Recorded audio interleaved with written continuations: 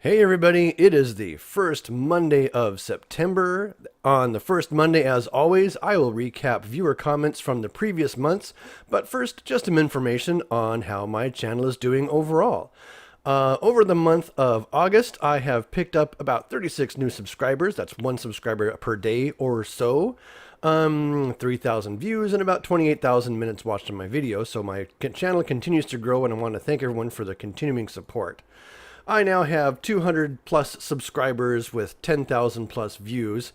And thanks again, everyone, for joining in that. Remember to leave your likes and video shares and do what you can to get this channel out there. I have lots of great content coming up.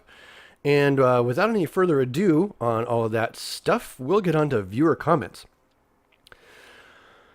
I have a comment from Hempton talking about my very first standard beta video for Elite Dangerous. He says, great vid, very informative. Yeah, that's thanks again for your comment. I really enjoy doing those informative videos just to get people started off. I know it can be kind of difficult to get things going in the game first off. Justin Renz on the same video says, nice vid. Two things I've noticed while playing. The station entrance has a red and green nav lights that indicate which side to be on. Also, when approaching a station, you can go flight assist off, fire boost, and drift down at 320 rather than 220 in a Sidewinder. For fun, I power down my engines and a few other systems and enjoy the ice show.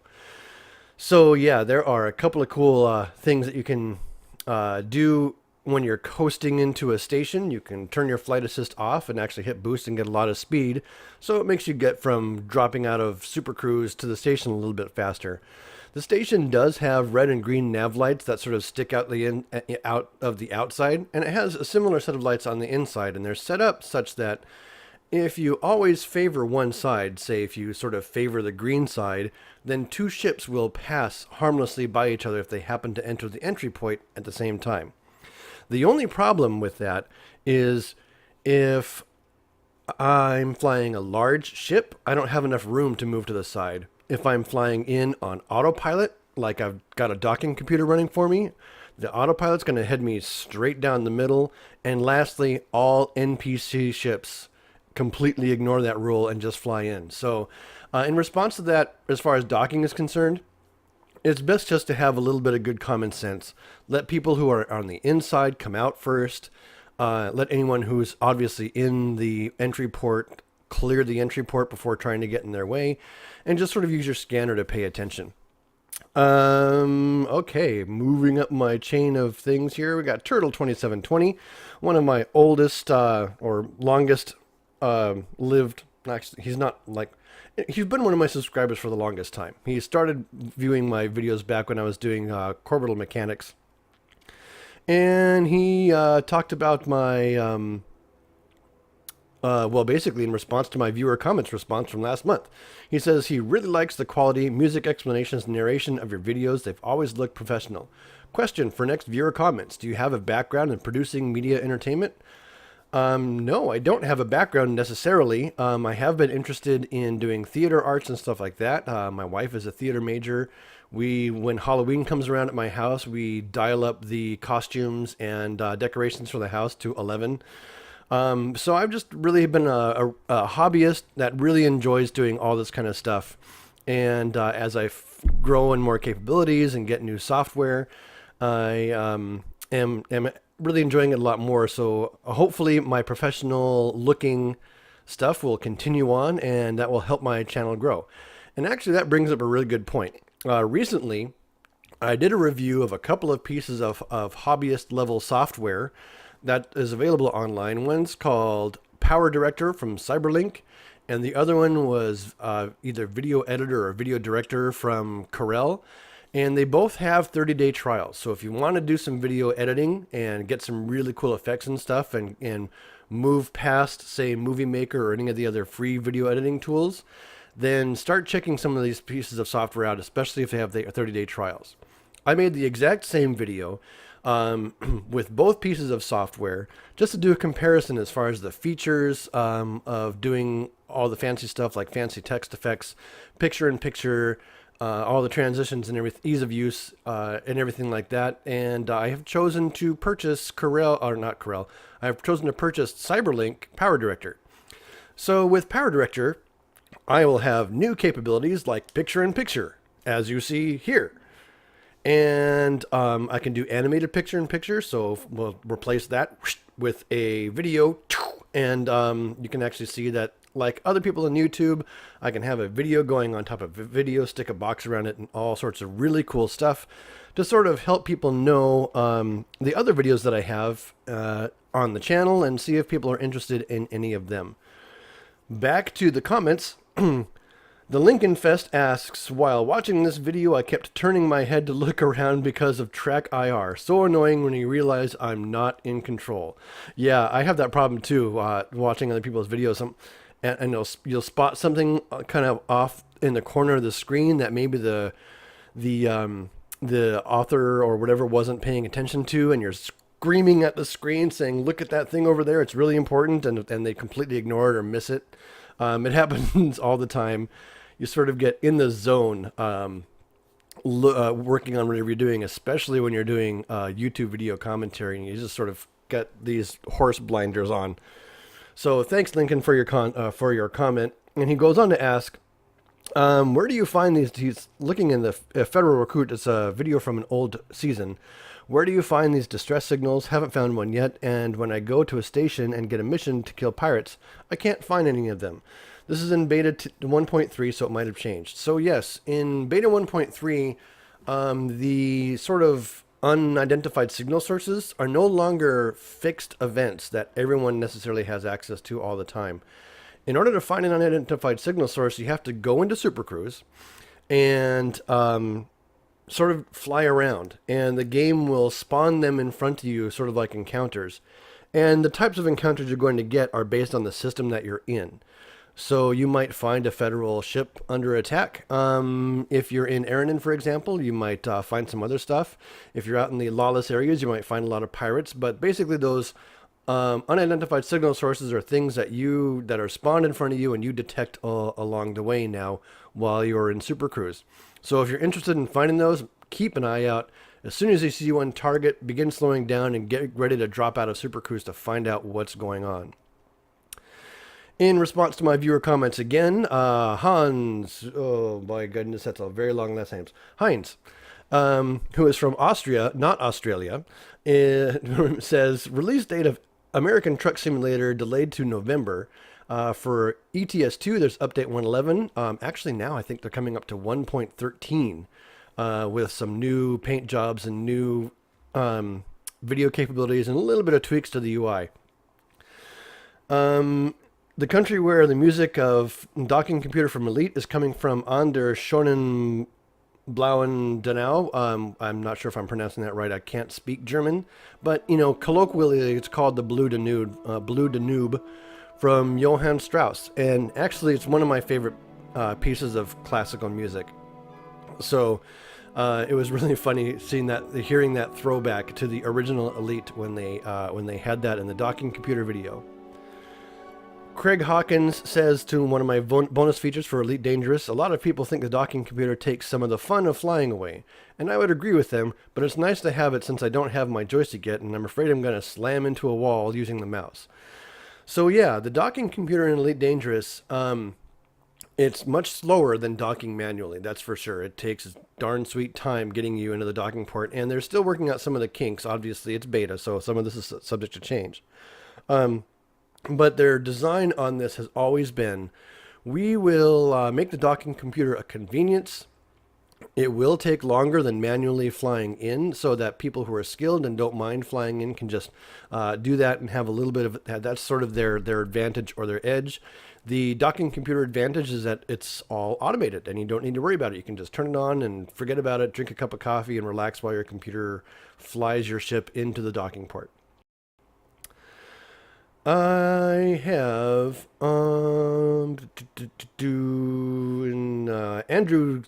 Andrew Cull is looking at season 1 of my Elite Dangerous previews. That's back in premium beta, and he says, thanks for this. I was regretting buying this game because I had no idea what I was doing. This helped a lot, and I can finally enjoy the game. Yeah, I really enjoy putting the videos out for that very reason. Craven THC, in response to episode 3 of Kerbal Space Program, First Contract. He says, I don't actually own this game yet, so I may be a bit ignorant, but it seems to me that you've missed a fair few opportunities to gather surface samples. I seem to remember this bringing in just a bit more science. Of course, while you're on Kerbin, it won't be much, but every bit counts. Yes, Craven is absolutely right. When you're making moon landings or Kerbin landings or any sort of landing, pick up a surface sample. It might be worth anything from just a little bit of science to a lot if you're on a foreign body. And in future episodes, when I explore Minmus, you see me land and take a surface sample and take off and land and to get more surface samples over and over again. I think that episode's coming up later on this week. InvisibleZDJ says, holy moly, the people here in the comments are actually nice to each other. I agree. You guys are awesome. Keep it up. This is a really fun channel, and we're all having a good time watching and learning about these games together. He's so used to people battling over SC and ED in the comments of ED or SC related vids, always so negative. I totally avoid the SC and ED forums because of this. People there are incredibly rude. What you're actually hearing there, Invisible DJ, is the vocal minority effect. Essentially, the people who are the post the messages are the ones that are going to have messages that are getting seen. And unfortunately, people who are being vocal and posting a lot of messages, especially the rude ones, on Elite Dangerous, they post a lot. So, that's just how the internet rolls. It's water off my back as far as I'm concerned. As far as the great debate, quote unquote, between Star Citizen and Elite Dangerous, they are both upcoming and awesome looking games from basically legends in the space flight simulator genre. Star Commander's being written by, I can't remember his name right now, but he wrote Wing Commander, and the Wing Commander games were some of the seminal action story space simulation games that were released once upon a time. And they had branching campaigns, and depending on how you did on each mission could have an impact on how your campaign actually ended. It was an amazing game, and I'm sure that Star Citizen is going to be an amazing game in its own way too. But remember, Star Citizen and Elite Dangerous, they're very different games. Star Citizen, I think, is more of a story-driven game, maybe a little bit like Wing Commander. He's getting the combat stuff tuned in right now, and as that beta rolls on, or that alpha development process rolls on, we'll be getting more sort of story-like content probably in Star Citizen. I myself have not invested in Star Citizen. I have limited resources, but I know that the people who are in that game are going to have a blast with it because it's a really great story-driven sort of combat space simulator, as far as I understand. Elite Dangerous is different. Elite Dangerous is sort of, once again, that open-ended, you make your own adventure sort of game. There is an overarching goal, which is to reach the Elite Federation of Pilots, and there are many paths in which you could do that in Elite Dangerous. But other than that, the galaxy is open for you to explore. When I get to my new hauler in Elite Dangerous, Craig Hawkins says you should get rid of that weapon in the hauler. It's useless when it comes to protecting you, and having it shortens your jump distance. And that is exactly what I did. He's right. The hauler has a limited jump distance to begin with, and every ton of anything you bring on it shortens your jump distance some more. So I dished my weapon since it's literally a single class 2 pea shooter. I don't think I could defend myself against a stationary asteroid with that laser if I had to. So I got rid of it and just hoped that it didn't pirate it. Luckily, I didn't. Craven THC says about Elite, this looks like a fantastic game. I couldn't find a lot of details on what exactly the features of the final game are supposed to be. Do you have a bit more information about exactly what to expect in this game? So in this comment, I posted a link to the design discussion archive. But if you head over to forums.frontier.co.uk and check out the list of forums, you'll find the design discussion archive. So these are all the designs that have been finalized for Elite Dangerous. Take a look through there, and they'll tell you exactly where they're headed with all of their stuff. Craven goes on to comment about another video of mine that I released 7 months ago. for my Minecraft Undiscovered Country series. He says, this series looks well thought out. I'm curious what became of this idea. Well, I'll tell you what became of that idea. What became of that idea is I released that prototype video thinking that the Minecraft update would be released a little bit sooner than it has been. It turns out I was 7 months early. But as of this recording, I think as of this recording, which is on a Saturday, I'm posting this on a Monday, the new Minecraft 1.8, which has gobs and gobs of new stuff in it, drops on Tuesday, which would be quote-unquote tomorrow for you guys. So yeah, I'm actually trying to make sure that I have time in my schedule to do a regular weekly Minecraft series. I want to fire up the Undiscovered Country map and use all the new materials and everything. It's a pretty cool looking map. There's actually some features that are missing, I guess you could say, or hard to find, such as some of the rare biomes, and it took me forever flying around in creative mode when I was sort of looking around to find one of those new underwater temples. But that's okay. That's part of what discovering the map is all about. And when 1.8 drops, if you guys want to sort of play along and show me your creations or give me video responses even of your creations, the seed is capital U Undiscovered, capital C Country. So Undiscovered Country would be your seed, and then you end up with exactly the same setup that I have. Okay, in episode 4 of Kerbal Space Program, Phoenixon says, "Hey Sim, great Let's Play. I'm following this one weekly. I'd love to see another episode per week, but such things as is always the case with an enjoyable series. I would love to see you return to Space Engineers, but that's just a personal preference, as Elite Dangerous is of no interest to me." So, Phoenixon, I have actually, unfortunately, I don't have time to start up doing a second episode in Kerbal Space Program because I'm doing other games. I kind of have diverse interests. As you can see, I flit around games here and there.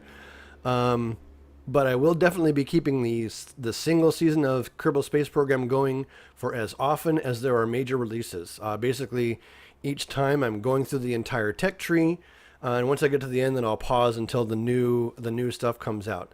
So I really appreciate you watching my episodes. I know it would be fun for me to actually do 2 episodes of Kerbal Space Program, but of all the shows that I actually do, Kerbal Space Program is the most sort of editing intensive, because I might, in order to do a single mission, I might record 2 hours in a single go, and I need to figure out how to reduce that to, 25-minute nuggets that can be consumed, basically. So, on Space Engineers, I haven't had the time to join the server in a little bit, but I have found an excellent multiplayer server. They're a Steam-only server right now. But I've talked to the admins of the server, and we want to start featuring a multiplayer Let's Play on their server of Space Engineers. They have a pretty good setup, and I've been enjoying myself over there an awful lot as I have time. So once I find some time to get those going, then that should actually be a really cool, series going on for Elite. I'm stuck on Elite Dangerous. That's the game du jour right now for Space Engineers. And there have been a lot of really cool weekly updates coming out for Space Engineers. It's almost impossible to keep up with them, actually. Kim Blade says, "Yo man, I love your Elite vids. I will check out your others. Also, I keep watching them over and over, even if it sounds sad. I just can't get enough. I do hope you can get more Elite vids out soon. Keep it up. I do have one question. Do you live stream on Twitch or anything?" No, I don't actually live stream on Twitch. If I find hobby time to do that, and truthfully, that's extremely unlikely at this point because I have other hobbies like outdoor activities like LARP and stuff like that that keep my attention at least one weekend a month.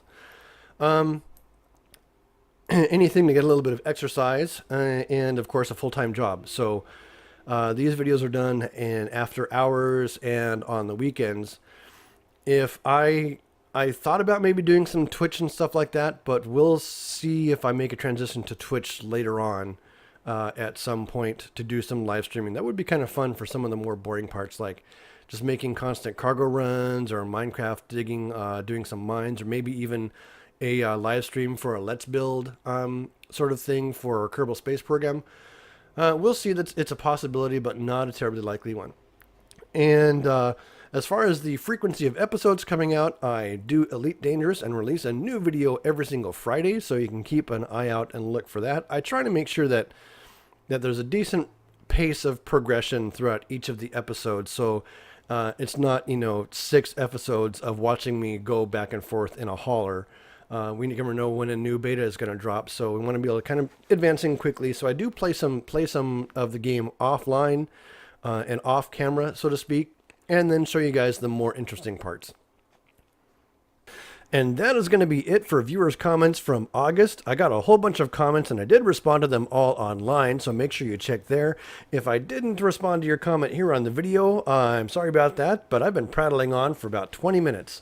So let's see if we can't get back to some regular episodes. Until then, thanks again for watching. Remember, send a like, subscribe to my channel, and share this great content if you guys are enjoying it. Thanks a bunch.